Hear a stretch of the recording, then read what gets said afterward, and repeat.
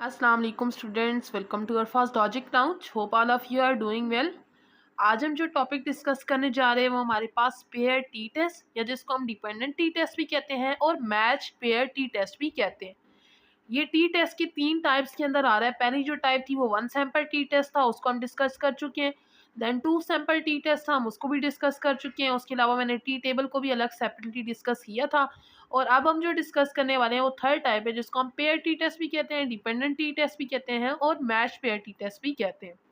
अब ये आपने क्वेश्चंस में कब लगाना है, कब ये वाला टेस्ट आपने लगाना है, वो आपको कैसे पता चलेगा? तो आज हम इससे रिलेटेड पहले स्टेप्स देखेंगे और उसके बाद एक क्वेश्चन करेंगे ताकि आपके सारे दिमाग में जितने भी थॉट्स हैं वो क्लियर हो जाए।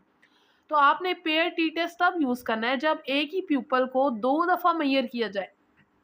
जैसे मैं अगर एक एग्जांपल दूँ आपको कि एक वर्कर है, वो फैक्ट्री में काम करने गया है, पहले उसको इतना एक्सपीरियंस नहीं था, तब उसने जो काम किए और बाद में उसको ट्रेनिंग देने के बाद दोबारा जब उसने काम किया तो बिफोर और आफ्टर उसके अंदर क्या इंप्रूवमेंट आई है, वो आप पेयर टी टेस्ट यूज़ करते हुए फाइंड करोगे।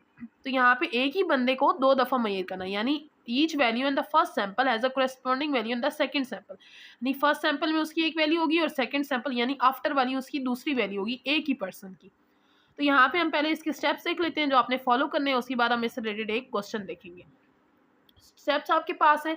सबसे पहले जो भी टेस्ट हो आपने वहाँ पे हाइपोथेसिस स्टेट करना होता है, नल हाइपोथेसिस और अल्टरनेटिव हाइपोथेसिस, तो वो आपने यहाँ पे लिख लेना है। जब अल्टरनेटिव हाइपोथेसिस आप लिख रहे होते हो तो वहाँ पे आप लोग को ये भी पता होता है, आप लोग क्वेश्चन की स्टेटमेंट देख के अंदाजा लगाते हो कि कौन सा टेल टेस्ट है, 1 टेल टेस्ट है या 2 टेल टेस्ट है, तो वो आपको यहीं पर पता चल जाएगा। नेक्स्ट जो आपका स्टेप होता है, आपने डिफरेंस फाइंड करना होता है। डिफरेंस को डी से डिनोट करते हैं और डिफरेंस कैसे निकलता है, जो बाद वाला सैंपल होता है ना, यानी N2 की वैल्यू आफ्टर वाली उसमें से बिफोर वाली वैल्यू में से माइनस करते हैं। सेकंड थर्ड आपके पास क्या आता है, आपने मीन डिफरेंस यानी कि आपने मीन कैलकुलेट करना होता है, जिसको हम एक्स बार से रिप्रेजेंट करते थे, लेकिन यहाँ पे हम इसको डी बार से रिप्रेजेंट करेंगे। तो मीन कैसे निकलेगा, जितनी भी डी की वैल्यूज होंगी उनको प्लस करके टोटल एन हमारे पास सैंपल साइज होता है उस पर डिवाइड कर देना है। देन फोर्थ स्टेप आपके पास है स्टैंडर्ड डेविएशन आपने कैलकुलेट करना है। उसका आपके पास ये फार्मूला है, S T is equal to square root sigma D square minus sigma D का whole square over n minus 1। तो सिग्मा डी स्क्वायर आप यहाँ से निकालोगे, सिग्मा डी आप यहाँ पे निकाल चुके होगे, वो वैल्यू यहाँ पुट करोगे और सिग्मा डी स्क्वायर का मतलब है जितनी भी डी वाली वैल्यूज होंगी उन सब का स्क्वायर लेके उनको ऐड करना है। तो ये भी आप यहाँ पे पहले निकाल लोगे। अब हमने मीन और स्टैंडर्ड डेविएशन क्यों कैलकुलेट किया, क्योंकि हमारा जो नेक्स्ट स्टेप है वो टी की वैल्यू को कैलकुलेट करना है और उसमें हमें सैंपल मीन और स्टैंडर्ड डेविएशन दोनों की वैल्यू चाहिए, इसलिए हमने पहले ऊपर वाले स्टेप्स में उनको कैलकुलेट कर लिया। एन आपके पास सैंपल साइज होगा। अब जब आपने एक कैलकुलेट कर ली वैल्यू, उसके बाद दूसरी आपने टेबल से वैल्यू निकालनी होगी। तो टेबल से वैल्यू निकालने के लिए आपको 3 चीज़ें पता होनी चाहिए। पहले आपके पास डिग्री ऑफ फ्रीडम पता होना चाहिए। डिग्री ऑफ फ्रीडम आपको कैलकुलेट करना पड़ेगा, सैंपल साइज में से अगर आप 1 माइनस करोगे तो आपके पास डिग्री ऑफ फ्रीडम आ जाएगा। नेक्स्ट आपको लेवल ऑफ सिग्निफिकेंस पता होना चाहिए। लेवल ऑफ सिग्निफिकेंस को अल्फा से डिनोट करते हैं और उसकी वैल्यू आपको क्वेश्चन के अंदर गिवन हो भी सकती है और नहीं भी हो सकती। अगर आपको क्वेश्चन के अंदर गिवन है तो आप वो वाली यूज़ करोगे, अगर क्वेश्चन के अंदर गिवन नहीं है तो आप खुद से 5% ले लोगे, ठीक है। उसके बाद आपको तीसरी बात जो पता होना चाहिए वो टेल टेस्ट पता होना चाहिए कि कौन सा टेल टेस्ट आप यूज़ कर रहे हो। तो आप फिर उसके अकॉर्डिंग टेबल से वैल्यू रीड कर लोगे। टेबल से जो वैल्यू निकालते हैं उसको क्रिटिकल वैल्यू कहते हैं। फिर जो टेबल से वैल्यू निकाली होगी और कैलकुलेटेड वैल्यू होगी, उन दोनों को कंपेयर करोगे। अगर आपकी जो कैलकुलेटेड वैल्यू है वो बड़ी होती है टेबल वाली वैल्यू से, तो आप अपने नल हाइपोथेसिस को रिजेक्ट कर दोगे, यानी नल हाइपोथेसिस के अंदर आपने जो भी बात लिखी है आप उसको रिजेक्ट कर दोगे। और अगर जो टेबल वाली वैल्यू है वो बड़ी होती है कैलकुलेटेड वैल्यू से, तो फिर आप कहोगे कि हम एच नॉट को रिजेक्ट करने में फेल हो गए, यानी जो आपका नल हाइपोथेसिस होगा वो सही कह रहा होगा। और लास्ट अब आपका कंक्लूजन होगा जिसमें आप क्वेश्चन की कंटेक्स्ट के अकॉर्डिंग अपना कंक्लूजन दे दोगे। अब हम क्वेश्चन करते हैं ताकि आपको तमाम जो आपके दिमाग में जितने भी थॉट्स हैं वो क्लियर हो जाए। अब यहाँ पे आपके पास क्वेश्चन है कि एक टीचर है, वो चाहती है कि वो पता लगाए कि स्टूडेंट्स ने कोचिंग प्रोग्राम के बाद क्या मैथ के स्कोर में कुछ इम्प्रूवमेंट की है या नहीं।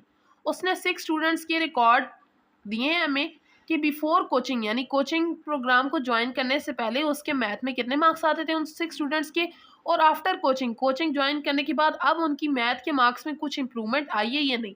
तो यहाँ पे 6 स्टूडेंट्स का आपको रिजल्ट दिया हुआ है और उनके बिफोर मार्क्स दिए हुए हैं और आफ्टर कोचिंग उनके मार्क्स दिए हुए हैं। वो कह रहे हैं at the 5% level of significance test whether the coaching program has significantly improve the student score. वो कह रहे हैं 5% लेवल ऑफ सिग्निफिकेंस पे आपने टेस्ट करना है कि क्या कोचिंग प्रोग्राम से स्टूडेंट के स्कोर में कोई अच्छा खासा कोई इम्प्रूवमेंट आई है या नहीं आई, आपने ये बताना है। तो सबसे पहले तो आप ये पता लगाओगे कि किस तरह से हमें पता चलेगा कि ये पेयर टी टेस्ट है। तो सबसे पहले आपको पता होना चाहिए टी टेस्ट की कंडीशन क्या होती है। टी टेस्ट की कंडीशन ये होती है कि जो आपका सैंपल साइज है वो 30 से छोटा होना चाहिए, और जो पॉपुलेशन स्टैंडर्ड डेविएशन है जिसको इस ग्रीक लेटर से रिप्रेजेंट कर देंगे, आपको क्वेश्चन के अंदर गिवन नहीं होना चाहिए। तो अगर आप अपना सैंपल साइज देखो तो क्वेश्चन के अंदर कह रहे हैं कि उन्होंने 6 स्टूडेंट्स लिए, मार्क्स ऑफ 6 स्टूडेंट। जो सैंपल है वो हमारे पास सैंपल साइज कितना है, 6 है। 6 क्या है, 30 से छोटा है, इसका मतलब यहाँ पे टी टेस्ट ही अप्लाई होगा। इसके अलावा आपको पॉपुलेशन स्टैंडर्ड डेविएशन भी क्वेश्चन के अंदर गिवन नहीं है। अब टी टेस्ट तो अप्लाई होगा, आप कौन सी टाइप उसकी अप्लाई होगी, 1 sample T test, 2 sample T test, या जो हम अभी देखने जा रहे हैं पेयर टी टेस्ट, कौन सा अप्लाई होगा। तो यहाँ पे देखिए आपको बिफोर और आफ्टर वर्ड नजर आ रहे हैं। तो एक ही स्टूडेंट के बिफोर और आफ्टर 2 वैल्यूज दी हुई हों, जब एक ही पर्सन की 2 ऑब्जर्वेशन यहाँ पे गिवन हो, तो उसका मतलब है आपने पेयर टी टेस्ट यूज करना है। तो यहाँ से ये आपको क्लियर हो गया। अब हम अपना सोल्यूशन स्टार्ट करते हैं। स्टेप बाय स्टेप जितने फॉलो करने हैं हमने वो यहाँ पे हम फॉलो करेंगे, मैं आपको पीछे दिखा चुकी हूँ। सोल्यूशन स्टार्ट करते हैं। स्टेप 1 में आपने हाइपोथेसिस को स्टेट करना होता है, यानी कि आपने यहाँ पे हाइपोथेसिस अपना देना होता है। एक नल हाइपोथेसिस और एक अल्टरनेटिव हाइपोथेसिस होता है। नल हाइपोथेसिस को H0 से डिनोट करते हैं, अल्टरनेटिव हाइपोथेसिस को H1 से डिनोट करते हैं। नल हाइपोथेसिस में आपने वो बात लिखनी होती है जो कि क्लियर हो, जैसे अब यहाँ पे है ना कि कोचिंग से पहले उनका जो था ना मार्क्स कम थे, और कोचिंग के बाद आप देखें किसी के ज़्यादा और किसी के कम नज़र आ रहे होंगे। नल हाइपोथेसिस में आप लिखोगे कि जो पॉपुलेशन मीन है वो 0 के इक्वल है, यानी कि नल हाइपोथेसिस में हम ये लिख रहे हैं कि कोई इंप्रूवमेंट नहीं आई। और अल्टरनेटिव हाइपोथेसिस में हम वो लिखेंगे जो कि क्वेश्चन प्रूव कराना चाह रहे हैं। क्वेश्चन कह रहा है कि टीचर चाहती है कि आप बताएं कि क्या कोई इंप्रूवमेंट आई है या नहीं। तो इंप्रूवमेंट का क्या मतलब है कि क्या मार्क्स ज़्यादा हुए हैं या नहीं, तो ग्रेटर देन। तो अब यहाँ पे हम जो अल्टरनेटिव हाइपोथेसिस लेंगे उसमें हम लिखेंगे कि जो हमारे कोचिंग प्रोग्राम के बाद स्कोर्स के अंदर इंप्रूवमेंट आई है, तो हम लिख देंगे ग्रेटर देन 0। जो भी ग्रेटर देन का साइन होता है तो वहां से आपको पता चल जाएगा कि राइट टेल टेस्ट। अगर लेस देन का साइन होता तो यहाँ पे लेफ्ट टेल टेस्ट होता, और अगर नॉट इक्वल टू का साइन होता तो मतलब right tail two tail test होगा। यहाँ पर ये चीज़ क्लियर हो गई। अब दूसरा मैंने आपको बताया था कि आपने डिफरेंसेस कैलकुलेट करने हैं। डिफरेंस के लिए क्या करना है, आपने आफ्टर में से बिफोर को माइनस कर लेना। तो अब ये हम वैल्यू कैलकुलेट करते हैं। अब यहाँ पे देखिए मैंने स्टूडेंट की तादाद लिखी है, उनके बाद उनके बिफोर वाले मार्क्स लिखे और आफ्टर वाले मार्क्स लिखे हैं। अब डी क्या है, डिफरेंस कैलकुलेट करना है। डिफरेंस कैसे निकलेगा, आफ्टर में से बिफोर को माइनस करेंगे, यानी 50 में से 45 माइनस करेंगे आएगा 5। इसी तरह 54 में से 50 माइनस करेंगे 4। इसी तरह ये आपने सब माइनस कर लेना है। उसके बाद डी स्क्वायर भी आपने निकाल लेना है, क्योंकि मैंने आपको बताया कि स्टैंडर्ड डेविएशन में आपको डी स्क्वायर की वैल्यू चाहिए होगी। अब एन की वैल्यू क्या आ गई, आपकी जितने सैंपल हैं कितने हैं 6, तो वो आ गई। सिग्मा डी का मतलब है डी की सारी वैल्यूज को प्लस कर लें तो आ जाएगी 26, और सिग्मा डी स्क्वायर का मतलब है कि डी स्क्वायर वाली सब वैल्यूज को आपने प्लस कर लेना तो आ जाएगा 114। अब यहाँ से हम डिफरेंस निकाल चुके हैं, अब अपना मीन और स्टैंडर्ड डेविएशन कैलकुलेट कर लेंगे। तो मीन का फार्मूला होता है सिग्मा डी ओवर एन। तो सिग्मा डी आया 26 और एन की वैल्यू आई है 6, डिवाइड कराएंगे आपके पास आंसर आ जाएगा। देन आपने स्टैंडर्ड डेविएशन निकालना है, उसके लिए आपके पास ये फार्मूला गिवन है, आपने इसको याद रखना है। उसके बाद इसमें वैल्यूज पुट करनी है। पहले सिग्मा डी स्क्वायर की वैल्यू चाहिए, आप निकाल चुके हो 114 आई है। उसके बाद सिग्मा डी का स्क्वायर, तो सिग्मा डी की वैल्यू चाहिए वो आप निकाल चुके हैं 26, एन की वैल्यू है 6। तो हम यहाँ पे वैल्यू सब्स्टिट्यूट करेंगे। सब्स्टिट्यूट करने के बाद हम इनका सॉल्यूशन करते हैं। यहाँ पे 26 का स्क्वायर डिवाइडेड बाय 6 करेंगे, आपके पास आ जाएगा 112.67, और नीचे 6 में से 1 माइनस करेंगे तो 5 आ जाएंगे। इन दोनों को माइनस करेंगे 1.33 आ जाएगा, उसको 5 पे डिवाइड करेंगे 0.266 आ जाएगा। इसका स्क्वायर रूट लेंगे तो ये आपके पास स्टैंडर्ड डेविएशन आ गया। अब आपने क्या करना है, आपने टी की वैल्यू कैलकुलेट करनी है। तो ये आपके पास फार्मूला है टी की वैल्यू कैलकुलेट करने का, मैं आपको पहले भी दिखा चुकी हूँ, आपने ये यूज़ करना है। तो आपके पास फार्मूला क्या है, D bar over S T over square root of N. D bar का मतलब सैंपल मीन आप निकाल चुके हो 4.33। उसके बाद स्टैंडर्ड डेविएशन वो भी आप निकाल चुके हो 0.516 over square root of N. N क्या है आपके पास सैंपल साइज, और वो आपको दिया है 6। अब आप क्या करोगे, स्क्वायर रूट 6 की वैल्यू कैलकुलेट करोगे, आ जाएगी 2.449। फिर 0.516 ओवर में है 2.449, तो इसको इस पर डिवाइड कराएंगे 0.211 आ जाएगा। फिर इन दोनों को डिवाइड कराएंगे तो ये आपके पास वैल्यू आ जाएगी। अब नेक्स्ट आपने निकालनी है टेबल से टी की वैल्यू। तो टेबल से वैल्यू निकालने के लिए मैंने आपको बताया कि आपको 3 चीज़ ज़रूरत पड़ेंगी। एक आपको डिग्री ऑफ फ्रीडम पता होना चाहिए, सेकंड आपको लेवल ऑफ सिग्निफिकेंस पता होना चाहिए और तीसरा आपको टेल टेस्ट पता होना चाहिए। तो सबसे पहले हम डिग्री ऑफ फ्रीडम कैलकुलेट कर लेते हैं। वो क्या है, फार्मूला होता है n-1, यानी सैंपल साइज में से 1 माइनस कर लें तो आपके पास डिग्री ऑफ फ्रीडम क्या आ गई, 5। देन अब क्रिटिकल वैल्यू निकालते हैं। आप क्वेश्चन के अंदर गिवन था 5% लेवल ऑफ सिग्निफिकेंस।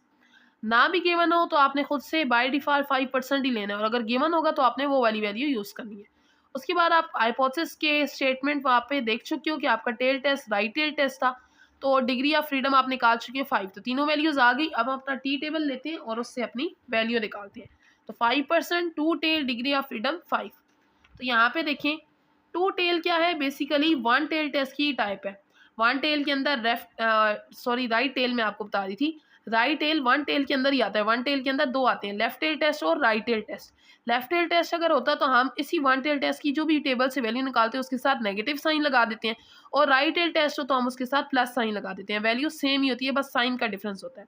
तो हमने यहाँ पे वन टेल टेस्ट के अंदर 5% सेलेक्ट करना है। तो ये देखिए, ये वन टेल टेस्ट है, ये 5%। अगर टू टेल टेस्ट होता तो ये 5% यहाँ पे था। तो वन टेल टेस्ट के अंदर हम 5% जाएंगे। डिग्री ऑफ फ्रीडम हमारी 5 है तो हम यहाँ पे आएंगे। ये आपके पास डिग्री ऑफ फ्रीडम 5 और यहाँ पे वैल्यू आ रही है 2.015।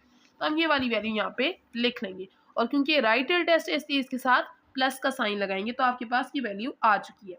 अब वैल्यू आने के बाद हमारे पास जो सेकेंड लास्ट स्टेप होता है वो होता है डिसीजन का, जिसमें हम दोनों की वैल्यूज़ को कंपेयर करते हैं और अपना डिसीजन देते हैं। तो इसमें हम क्या करेंगे, जो कैलकुलेटेड वैल्यू आई है और टेबल वाली वैल्यू, इन दोनों को कंपेयर करेंगे।